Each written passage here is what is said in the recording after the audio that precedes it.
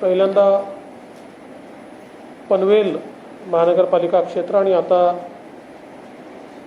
नवी मुंबई महानगरपालिका क्षेत्रामध्ये कोविडच्या संदर्भातली परिस्थितीचा आढावा घेण्याकरता या ठिकाणी आलो आहोत। आम्ही नवी मुंबईमध्ये आल्यानंतर पहिल्यांदा वाशी जनरल हॉस्पिटल जे आहे, ज्याला आता कोविड हॉस्पिटल म्हणून परिवर्तित केलं आहे, त्या ठिकाणी जाऊन तिथली सगळी माहिती घेतली आणि एकूण तिथला सगळा आढावा देखील आम्हाला देण्यात आला। त्यानंतर सिडको एक्झिबिशन सेंटरला आम्ही भेट दिली, ज्या ठिकाणी सिडको एक्झिबिशन सेंटरमध्ये एक मोठी व्यवस्था उभी करण्यात आली आहे।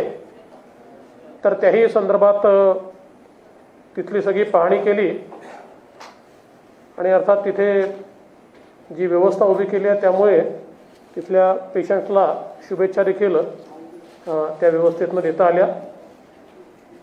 इथे नवी मुंबई महानगरपालिकेमध्ये येऊन एकूणच आयुक्तांसोबत आम्ही त्या ठिकाणी भेट घेतली आणि संपूर्ण नवी मुंबई महानगरपालिका क्षेत्रामध्ये कशा प्रकारे कोविडचा मुकाबला चाललेला आहे आणि त्या संदर्भात काय स्ट्रॅटेजी आहे ही देखील समजून घेण्याचा प्रयत्न केला।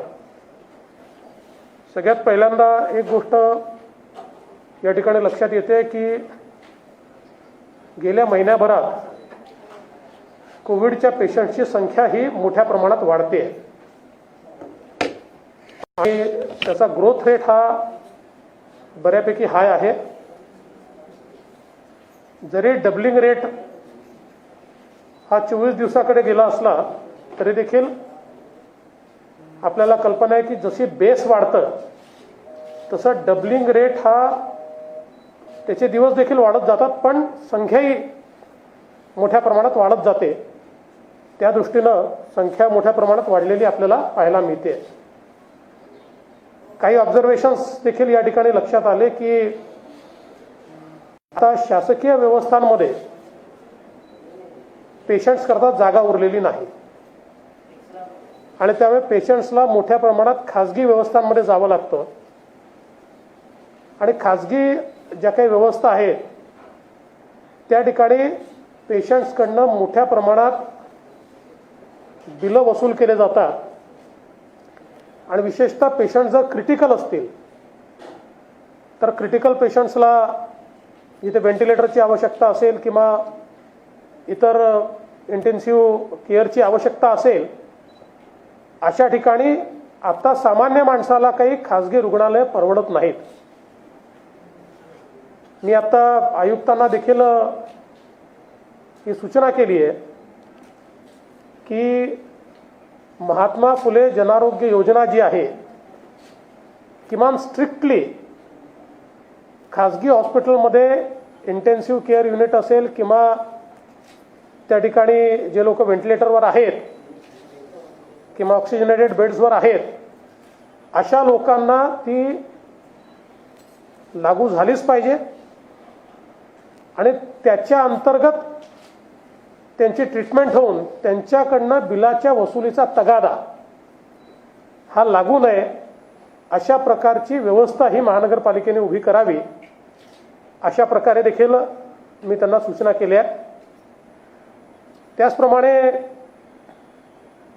माननीय गणेश नाईक साहेबांनी एक गोष्ट महत्त्वाची लक्षात आणून दिली की जनरल हॉस्पिटल हे कोविडला कन्वर्ट झाल्यामुळे विशेषतः जो गरीब पेशंट आहे आणि जो नॉन कोविड पेशंट आहे याच्याकरता कुठल्याही व्यवस्था उरलेल्या नाहीत आणि त्याकरता मग नंतर असा निर्णय झाला होता की सिडकोची जी व्यवस्था उभी केली आहे त्या ठिकाणी व्हेंटिलेटर्स आणि ऑक्सिजनेटेड बेड्स तयार करून टप्प्याटप्प्यानं सिव्हिल हॉस्पिटल हे नॉन कोविडला देखील उपलब्ध करून द्यावं, परंतु ते काम पाहिजे त्या वेगाने होत नाही आहे आणि म्हणून आज ती देखील आम्ही विनंती केली आहे की ते वेगाने त्या ठिकाणी केलं पाहिजे।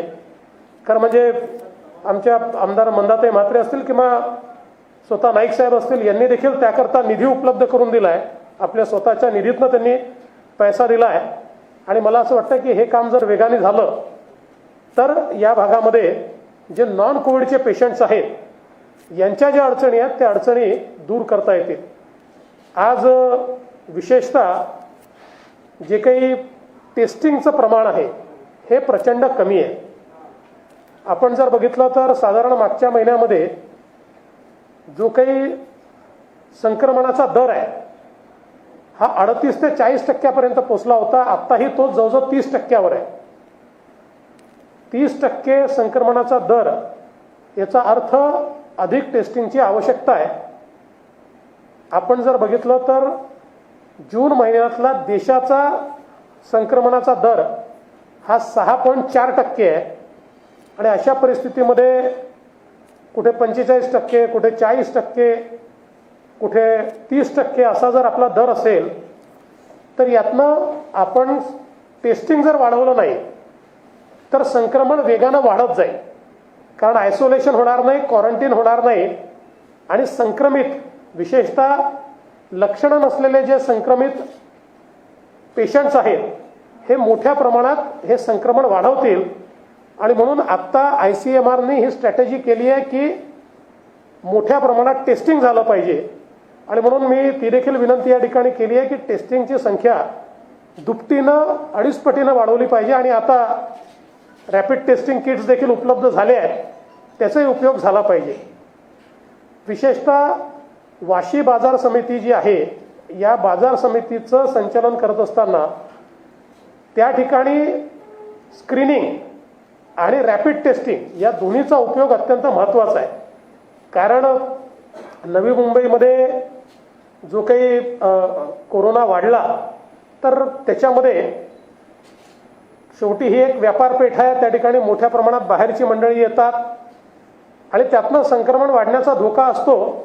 आणि मागच्या काळात हे लक्षात आलं आहे की तिथले कॉन्टॅक्टमध्ये आलेले पॉझिटिव्ह पेशंट्स मोठ्या प्रमाणात आहे. आणि म्हणून याही संदर्भात आज आम्ही अशी विनंती केलेली आहे की ठीक आहे, बाजारपेठ काही सगळी बंद करता येणार नाही, पण थर्मल टेस्टिंग त्या ठिकाणचं हे वाढवलं पाहिजे. आणि आता रॅपिड टेस्टिंगच्या माध्यमातून रॅन्डम तरी रॅपिड टेस्टिंग हे त्या ठिकाणी जर केलं तर हे संक्रमण जे आहे ते कमी करता येईल. एकूणच आत्ता जी काही परिस्थिती आहे त्या परिस्थितीमध्ये वाढणारी संख्या आणि आवश्यक इन्फ्रास्ट्रक्चर याचा एक मिसमॅच आहे.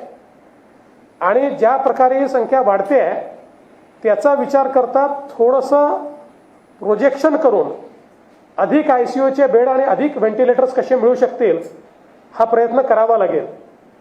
दुर्दैवाने शासनाने जे काही खरेदीची व्यवस्था उभी केली आहे ती अत्यंत स्लो आहे. मला असं वाटतं की आत्ताच्या परिस्थितीमध्ये जो काही आपला ॲक्ट आहे त्या ॲक्टचा अवलंब करून, डिझास्टर मॅनेजमेंट ॲक्टचा अवलंब करून किंवा एपिडेमिक ॲक्टचा अवलंब करून ही खरेदी वेगाने कशी करता येईल याचा विचार करण्याची आवश्यकता आहे. कारण त्याशिवाय विशेषतः हे जे काही ज्यांना व्हेंटिलेटरची आवश्यकता आहे असे जे पेशंट्स आहेत किंवा वेगवेगळ्या प्रकारे इंटेन्सिव्ह केअरचं इंटरव्हेन्शन ज्यांना हवं आहे अशा पेशंटची मोठी आफत त्यातनं होणार आहे. मला असं वाटतं की या सगळ्या गोष्टींकडे जिल्हा प्रशासन असेल, महानगरपालिका प्रशासन असेल, कारण आपल्याला आता कल्पना आहे की नवी मुंबई महानगरपालिकेमध्ये आता ॲडमिनिस्ट्रेटर आहेत, आयुक्त हे स्वतः ॲडमिनिस्ट्रेटर आहे. त्यामुळे निर्णयाची प्रक्रिया ही ॲडमिनिस्ट्रेटर करता फार सोपी असते. त्यांनी ती फास्ट करावी अशी विनंती देखील त्यांना केली. आणि त्याचसोबत राज्य सरकारने मोठ्या प्रमाणात त्या संदर्भातली मदत करावी अशी देखील आमची मागणी या ठिकाणी आहे.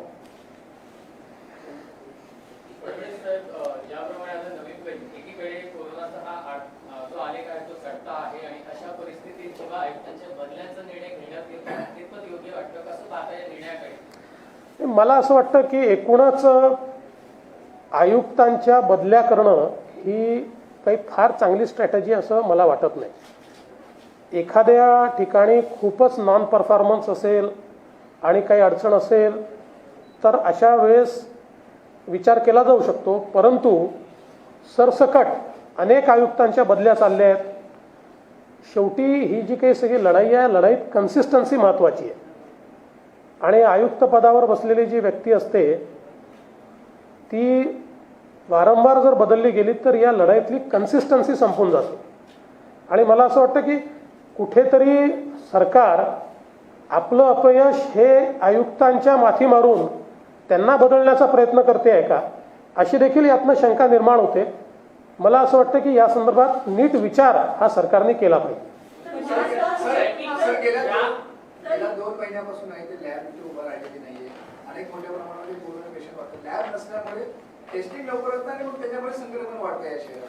हे खरं आहे. आज आमच्याही बैठकीत सगळ्या आमच्या लोकप्रतिनिधींनी हाच मुद्दा मांडला. तर आज आयुक्तांनी आता आम्हाला आश्वस्त केलं आहे की ते लॅब उभी करतायत आणि आउटसोर्सिंगमधनं उभी करतायत. खरं म्हणजे लॅब उभं करणं हे काही कठीण काम नाही आहे आणि त्याची म्हणजे लॅब उभी करणं आणि त्याला मान्यता मिळवणं हे आता आपल्या राज्यातच होतं.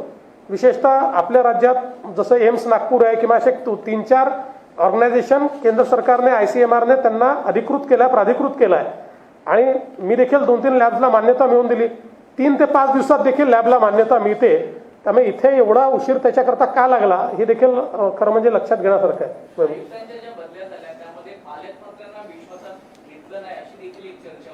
काल शरद पवार उद्धव ठाकरे यांची भेट झाली, त्यामागचं कारण असं सांगितलं जातं की लॉकडाऊन वाढवल्यामुळे महाविकास आघाडीमध्ये नाराजी आहे, त्याबद्दल झालं. तर कुठेतरी या महाविकास आघाडीमध्ये समन्वयाचा अभाव तुम्हाला दिसतोय का, त्यामुळे याचा परिणाम सगळ्या या कोरोना संकटावर होतोय का?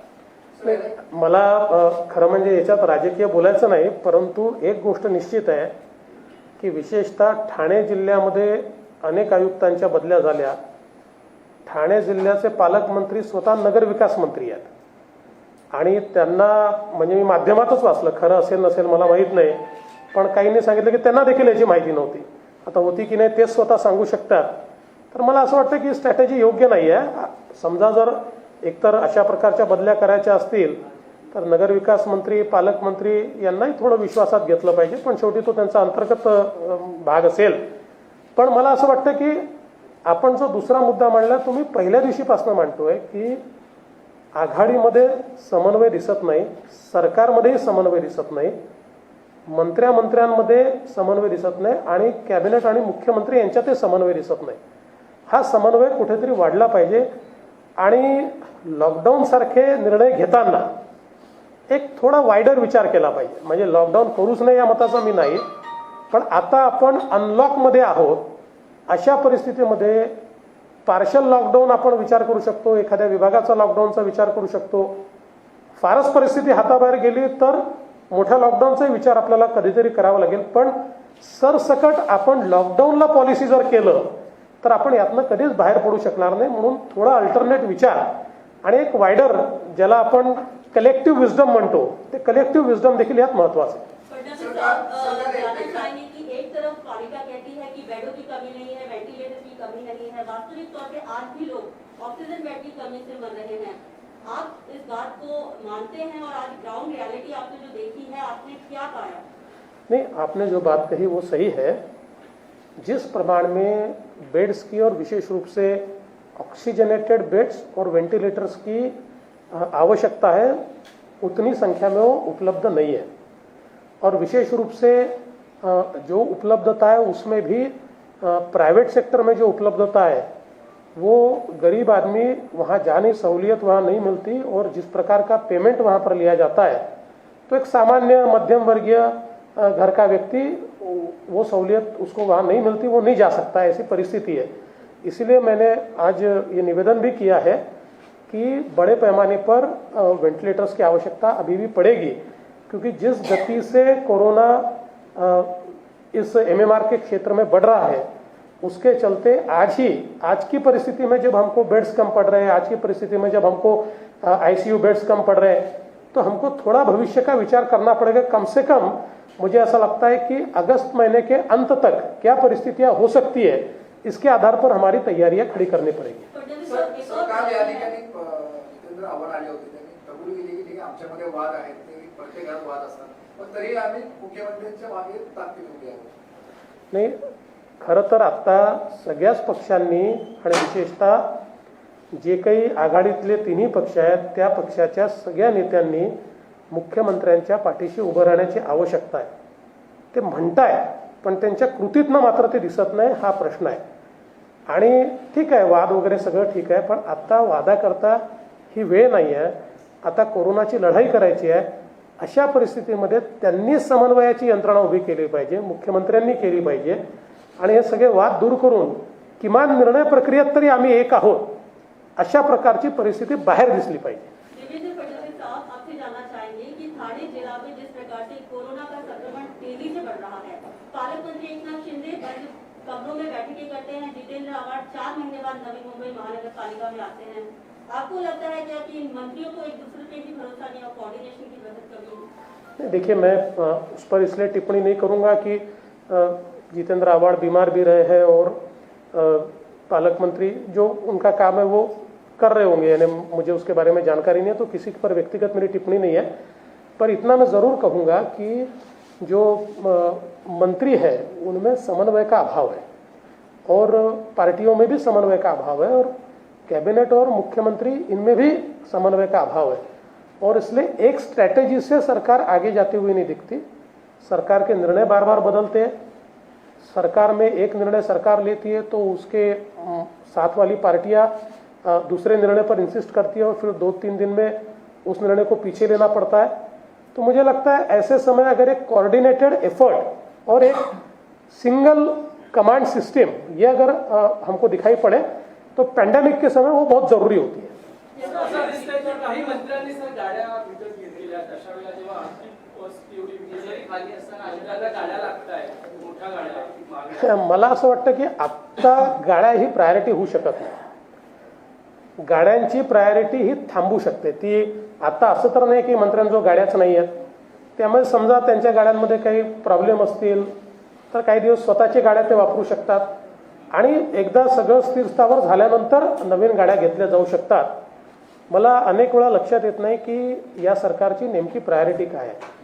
एकीकडे आम्ही पगार देत नाही, आम्ही पगार डिफर करतो, आम्ही आमच्या हेल्थ वर्कर्सचाही पगार अनेक वेळा डिफर करतो, आमच्या पोलिसांना जे 24 तास ड्युटी करतायत त्यांना जे काही दिलं पाहिजे त्याच्याकरताही मागे पुढे पाहतो आणि हे सगळं असताना कधी गाड्या घेण्याचा निर्णय करतो, कधी अनावश्यक कामं म्हणजे आता जी काही आमदारांची 25-15 वगैरेची कामं आहेत ती आता थांबवली जाऊ शकतात, त्याची काही आता लगेच आवश्यकता नाही आहे. अशा सगळ्या कामांना मात्र आम्ही प्राधान्य देतो. तर सरकारचं नेमकं प्राधान्य कशाला आहे हा देखील प्रश्न या ठिकाणी आहे. मला वाटतं अशा परिस्थितीमध्ये मुख्यमंत्री आणि उपमुख्यमंत्री जे अर्थमंत्री आहेत यांनी कडक धोरण स्वीकारलं पाहिजे. मुख्यमंत्री असताना शरद पवार आपल्याला अनेकदा भेटले, अनेक सूचना केल्या, आपण त्या मान्य केल्या. गेल्या अनेक महिन्यांपासून जर आपण पाहिलं असेल तर शरद पवार वारंवार मुख्यमंत्र्यांना भेटतात, परंतु नेमक्या सूचना काही अंमलात येत नाही.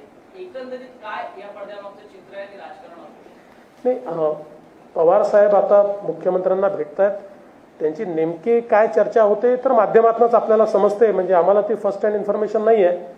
पण पवार साहेब असतील किंवा असे कुठलेही मोठे नेते असतील तर ते त्यांचा जो काही प्रदीर्घ अनुभव असतो या अनुभवाच्या आधारावर काही ना काही सूचना करत असतात. त्यामुळे मला असं वाटतं की त्या व्यवहार्य सूचना असल्या तर त्या कोणी ऐकायला हरकत नाही. मलाही त्यांनी कधी सूचना केल्या आणि त्या जर योग्य असल्या तर मी त्या अंमलात आणलेल्याच आहेत. मला असं वाटतं की हे मुख्यमंत्री देखील आणत असतील, पण नसतील आणत तर त्यांनी नक्की त्याचा विचार केला पाहिजे. फडणवीस सर, भाजपचे प्रदेशाध्यक्ष चंद्रकांत दादांनी एक विधान केले 2 दिवसापूर्वी. त्यांनी सांगितलं होतं की सरकारने जर आम्हाला मदत मागितली असती तर फडणवीस सरांनी हे प्रश्न, कोरोनाचे प्रश्न 2 दिवसात संपवले असते, पण त्यांचा युगो आडा आला म्हणून त्यांनी मदत मागितली नाही. त्याला तुमचं काय मत? असं नाही म्हणाले ते. असं म्हणाले की जर एकत्रित बसून काम केलं असतं, आमची मदत मागितली असती तर आम्ही मदत केली असती आणि प्रश्न सोडवायला त्यातनं मदत झाली असती. नाही मागितली तरी आम्ही मदत केली आहे, आम्ही करतच राहणार आहोत. आमचा कुठलाही इगो नाही आहे. पण त्यांच्या बोलण्याचा मतितार्थ असा होता की एकूण संपूर्ण कोविडच्या काळामध्ये माननीय मुख्यमंत्र्यांनी केवळ एक बैठक घेतली, ती देखील कोविडला 2 महिने झाल्यानंतर घेतली आणि त्याच्या व्यतिरिक्त त्यातही मला आणि प्रवीणजींना त्यांनी विरोधी पक्षनेता म्हणून बोलवलं, पण आमच्या अध्यक्षांना देखील निमंत्रण दिलं नाही. आता सगळ्यात मोठा पक्ष आम्ही आहोत, आमच्या अध्यक्षांना देखील त्यांनी निमंत्रण दिलं नाही. पण ठीक आहे, कसं चालवायचा त्यांचा अधिकार आहे.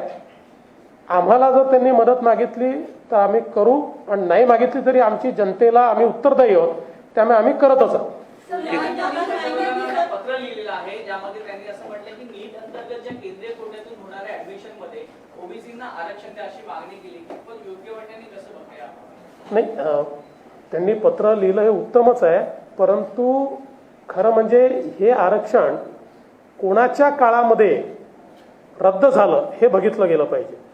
आणि मी आपल्याला दावेनं सांगतो की माननीय मनमोहन सिंगजी ज्यावेळेस पंतप्रधान होते त्यावेळेसपासूनच या मेडिकलच्या ज्या काही ॲडमिशन्स आहेत, नीट तर नंतर सुरू झाली, पण त्याच्यामध्ये हा जो काही कोटा आहे तो कोटा डिनाय झाला आणि जो काही लोकल कोटा आहे तो लोकल कोटाच केवळ त्या ठिकाणी उपलब्ध होतो.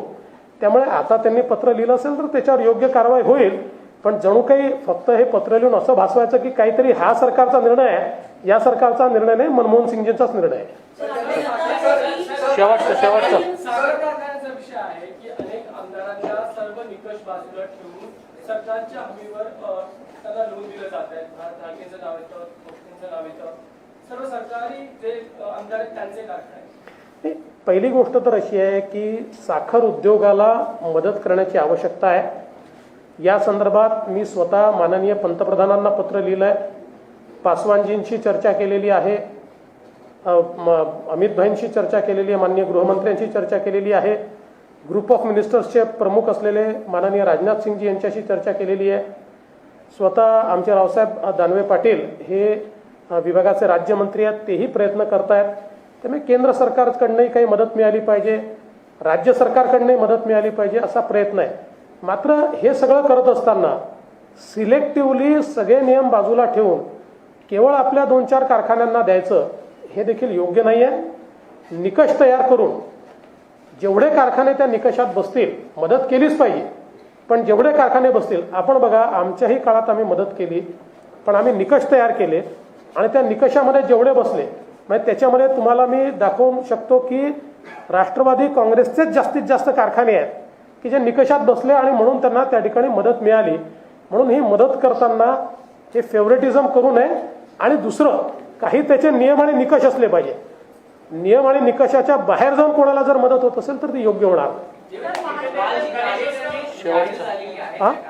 काल जी कार्यकारिणी जाहीर झालेली आहे त्यामध्ये जे आपले जुने जाणते नेते आहेत त्यांना कुठेतरी डावलल्याची खंत व्यक्त केली जाते, नाराजगी व्यक्त केली जाते, त्याबद्दल काय सांगा? नाही, कोणालाच डावलण्यात आलेलं नाहीये. कार्यकारिणी भारतीय जनता पक्षाचं स्ट्रक्चर जर आपण बघितलं तर आमच्याकडे जम्बो कार्यकारिणी नसते. भारतीय जनता पक्षाच्या कार्यकारिणीमध्ये संपूर्ण राज्यातनं 12 उपाध्यक्ष, 12 मंत्री आणि 5 महामंत्री असतात. एवढ्या लोकांमध्ये संपूर्ण राज्य कव्हर होत नाही. त्याच्यानंतर मग कार्यकारिणीचे काही सदस्य असतात, कार्यकारिणीवर काही निमंत्रित असतात आणि काही विशेष निमंत्रित असतात. आता उदाहरणादाखल गडकरी साहेब असतील, मी असेल, आम्ही विशेष निमंत्रित आहोत, किंवा जे काही प्रमुख लोक आहेत, उदाहरणादाखल आता आमचे कोर कमिटीचे जे लोक आहेत, नाथाभाऊ असतील, पंकजाताई असतील, किंवा आपले विनोदजी तावडे असतील, सुधीरभाऊ मुनगंटीवार असतील, हे सगळे विशेष निमंत्रित आहेत. त्यामुळे या पद्धतीनेच ती कार्यकारिणी झालेली आहे आणि कार्यकारिणी ही सर्वसमावेशक अशी कार्यकारिणी त्या ठिकाणी झाली आहे. मला वाटत नाही की कोणाची फार काही नाराजी त्याच्यामध्ये असेल. शेवटचा शेवटचा केंद्रात पाठवणं हा एक मुद्दा, त्याचबरोबर पूर्ण कार्यकारिणीमध्ये फडणवीस यांची छाप दिसते अशी एकंदरीत राजकीय वर्तुळात असं आहे की मी पक्षाचा कार्यकर्ता आहे, त्याच्यामुळे कोणीही कार्यकारिणीत आला तर तो माझाच आहे आणि मी त्यांचा आहे. त्यामुळे कोणाची छाप वगैरे नाही, सगळ्यांनी विचार करून तयार केलेली कार्यकारिणी आहे. आणि केंद्रीय भाजपने काही नावं मागितलेली आहेत केंद्रीय कार्यकारिणी करता, त्याच्यातली काही नावं आम्ही केंद्राला दिलेली आहेत. एक नाव तुम्हाला समजलेलं आहे, अजून 2-3 नावं त्याच्यात आहेत.